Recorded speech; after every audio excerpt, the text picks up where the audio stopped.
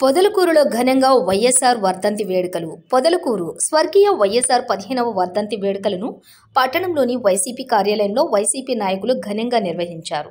ముందుగా వైఎస్ఆర్ చిత్రపటానికి పూలమాలలు వేసి నివాళులర్పించారు. అనంతరం ప్రభుత్వ ఆసుపత్రిలో రోగులకు పండ్లు, బ్రెడ్లు అందజేశారు. ఈ సందర్భంగా ఉప సర్పంచి వాకాటి శ్రీనివాసులురెడ్డి మాట్లాడుతూ, స్వర్గీయ వైఎస్ఆర్ భౌతికంగా దూరమైనప్పటికీ తెలుగు రాష్ట్రాల ప్రజల గుండెల్లో చిరస్థాయిగా నిలిచిపోతారన్నారు. ఎన్నో రకాల సంక్షేమ పథకాలు అందించి పేదవారికి అండగా నిలిచారని, ఆరోగ్యశ్రీ, ఫీజు రీయింబర్స్మెంట్ వంటి పథకాలతో ప్రజలకు ఎంతో దగ్గరయ్యారని, వైఎస్ హయాంలో సంక్షేమానికి, అభివృద్ధికి పెద్దపీట వేశారన్నారు.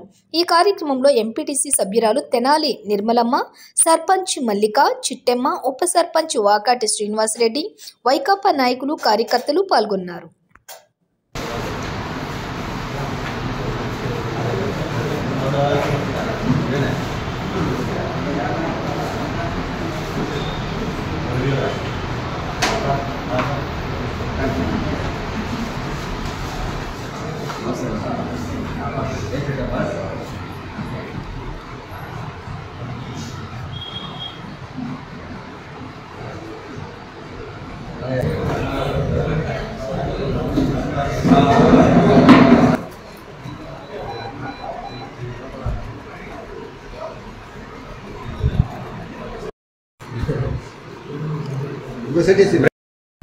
కాదన్న మా కాదు.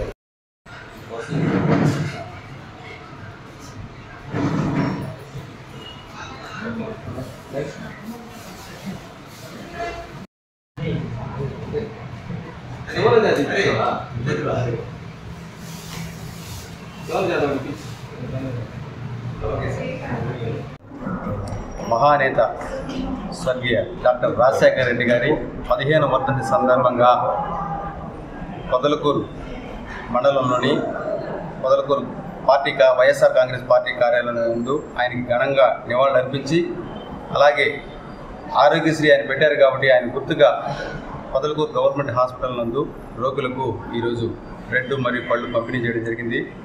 ఈరోజు చేస్తామంటే ఒక దగ్గర ఒక మహిళ అన్నది, అయ్యా ఆయన గుర్తు చేస్తున్నారు మీరు, ఆయన లేని లోటు మాకు తీరది అని ఈరోజు ఈ యొక్క హాస్పిటల్లో ఒక మహిళ అనడం జరిగింది.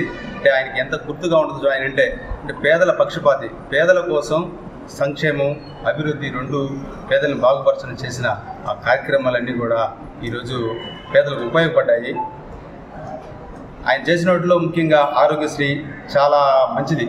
పేదలు ఒక కార్పొరేట్ ఆసుపత్రిలో ఒక గుండె ఆపరేషన్ చేయించుకోలేని పరిస్థితి ఉండేది. కానీ ఆయన ముఖ్యమంత్రి అయిన తర్వాత పేదవాడు కూడా కార్పొరేట్ హాస్పిటల్లో వైద్యం చేయించుకుంటున్నాడంటే ఆ ఘనత మట్టుకు డాక్టర్ వైఎస్ఆర్ రాజశేఖర రెడ్డి గారు. ఎక్కడైనా ప్రమాదాలు జరిగితే వాళ్ళని హాస్పిటల్ తీసుకుపోవాలన్నా మాకెందుకులని ఉండే కాలంలో రాజశేఖర రెడ్డి గారు 108 పెట్టి కుయ్యమంటూ అరగంట లోపే ఏదైనా ప్రమాదం జరిగితే వాళ్ళని ఆసుపత్రికి చేర్చడం ఇవన్నీ కూడా ఆయన పెట్టింది. అలాగే విద్యార్థులు చదువుకోలేని పరిస్థితిలో ఉన్న పరిస్థితుల్ని ఫీజు రీయింబర్స్మెంట్ పెట్టి ఇంజనీరింగ్ ఇవన్నీ చేయించడం కూడా ఆయన ఒక ఘనతే. చెప్పుకుంటూ పోతే రాజశేఖర రెడ్డి గురించి చాలా ఉన్నాయి.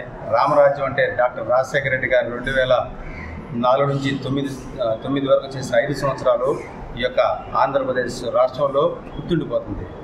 ఈరోజు మనకు ఒక చెప్పుకోవాల్సింది ఏంటంటే మంచి రోజు కాదని అనుకోవాలా. 2 రాష్ట్రాలని ఆయన లేని లోటు, ఆయన చనిపోయాడు కాబట్టి ఈరోజు ఆయన లేనందువల్లే రాష్ట్రాలు విడిపోవడం, అభివృద్ధిలో కొంత వెనకబడిపోవడం, పేదలు కూడా వెనకబడిపోవడం కారణం కూడా రాజశేఖర రెడ్డి గారి లేని లోటే. ఆయన కానీ ఉండుంటే ఈరోజు మన రాష్ట్రం దేశంలోనే ఇంకా గొప్పగా ఉండేది. కానీ 2 ముక్కలు అవ్వడం, మనం ఆ బాగా చాలా వెనకబడిపోవడం, అవతల ఒక తెలంగాణ ముందుపోవడం కారణం కూడా రాజశేఖర రెడ్డి గారి లోటుగా భావిస్తూ ఆయనకు ఎక్కడున్న పైన ఆయన ఆత్మ శాంతి చేకూర్చాలని ఆయన బాటలోనే ఆయన కొడుకు నడుస్తున్న ఏదో చిన్న పొరపాట్ల వల్ల ఓడిపోవడం జరిగింది. కానీ అదే స్పీడ్తో 2029లో జగన్మోహన్ రెడ్డి గారి ప్రభుత్వం ఏర్పాటు చేసి వాళ్ళ నాన్న ప్రభుత్వం లాగే ఉంటాడని అనుకుంటూ సెలవు. మేము గాఢంగా నమ్ముతున్నాము.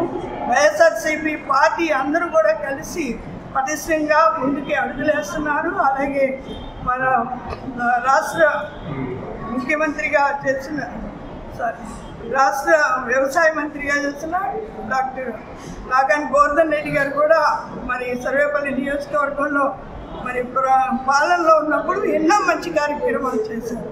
అయినప్పటికీ మరి స్టేట్ అంతా కూడా మరి ఎందుకనో ప్రజలు మరి మెజార్టీగా తీసుకురాలేక మరి పరిపాలన మాకు ఇవ్వలేకపోయారు. అది చేసిన పొరపాట్లు సరి చేసుకుని రాబోయే రోజుల్లో ఇంకా మంచి పరిపాలన అందించాలని రాజశేఖర రెడ్డి గారి ఆశయాన్ని ముందు పెట్టుకుని ప్రతి ఒక్కరూ అడుగు వేయాల్సిన సందర్భం ఇది. ఆయన చేసిన గొప్ప కార్యక్రమాలను బట్టి ఆ మహనీయుని మేము మరి స్ఫూర్తిగా తీసుకుంటూ ఆయనకి ఈరోజు ఘనమైన నివాళుల్ని అర్పిస్తున్నాము.